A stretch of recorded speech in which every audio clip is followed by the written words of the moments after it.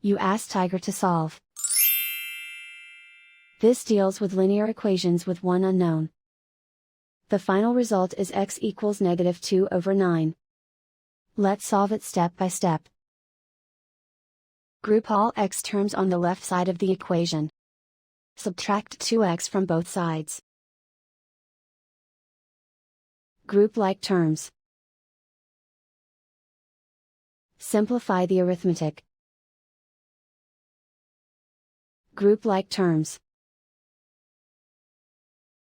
Simplify the arithmetic. Group all constants on the right side of the equation. Subtract 5 from both sides. Simplify the arithmetic.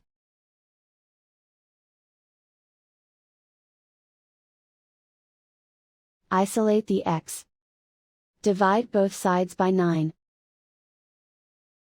Simplify the fraction.